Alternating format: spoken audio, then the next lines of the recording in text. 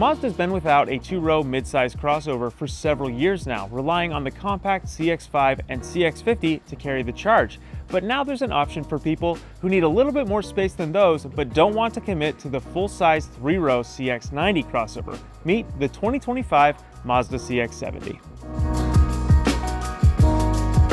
Now, as you can probably tell, the CX-70 takes abundant inspiration from that larger CX-90. In fact, they both share the same Mazda large platform.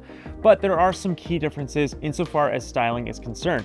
For starters, the front end of the CX-70 is unique with a mesh honeycomb grille in place of the CX-90's waterfall chrome grille. The front bumper is also different with larger simulated air intakes down on the corners to give it a more aggressive and planted appearance. In fact, this one change alone makes the CX-70 more attractive in my eyes than the CX-90, which can look a little bit scrunchy-faced and pug-like in appearance when you're viewing it straight from the front. The chiseled front end of the CX-70 also pairs really well with its slightly shorter and squatter stature. I think it makes it look a little bit sportier and more planted, especially when you option these 21-inch wheels that have a gloss black finish with machined accents. Gloss black is also the name of the game when you're talking CX-70. It comes with dark finishes around the window surrounds, on the roof rails, and on the grille, as well as other places to help differentiate it from the more chrome-laden and premium CX-90. Unfortunately, those detail changes don't extend far enough rearward to counteract the effects of this very egg-like structure borrowed from the CX-90.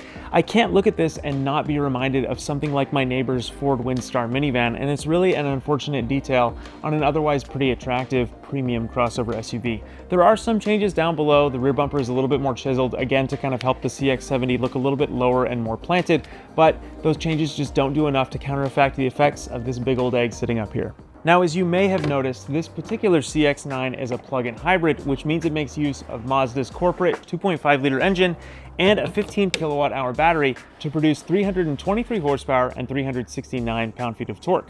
The CX-90 with this powertrain is capable of about 25 miles of all-electric range, and I suspect that the CX-70 should be a little bit better than that still, thanks to its lighter weight. Now, as you might expect, there's a lot of shared design DNA with the CX-90 once you step inside the CX-70 as well, although of course it is a two-row instead of a three-row SUV. And Mazda has taken some steps to make sure that it feels a little bit sportier in here than the very premium and luxurious feeling CX-90. For example, the color choices are a lot more aggressive and interesting, with unique contrast stitching on the steering wheel and door panels that's the inverse of what you'd find on the seats. For example, here with this red interior, you get red leather with black accents on the seats and black leather with red accents on some of the touch points. Now, if the shared styling didn't convince you, the CX-70 also shares its powertrains with the larger CX-90. In addition to the plug-in hybrid vehicle we just talked about, you can also get a turbocharged 3-liter inline-6 in two different states of tune. The base engine makes 280 horsepower and 332 pound-feet of torque, while the optional 3.0S will give you 340 horsepower and 369 pound-feet of torque. Now, there are a couple of unique features that set the CX-70 apart from its larger sibling, including Amazon functionality in the infotainment system. Let me show you what I mean. Hey Alexa, turn the air conditioning to 66 degrees. Okay, setting it to 66. You can use Amazon to do some functions on board, like infotainment and climate control, as well as connect it to your smart devices at home, giving you full control when you're out on the road.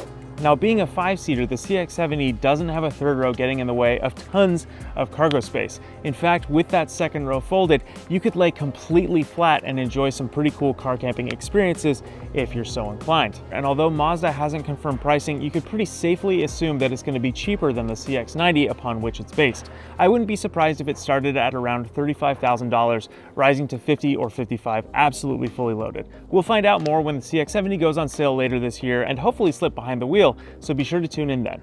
Thanks for watching.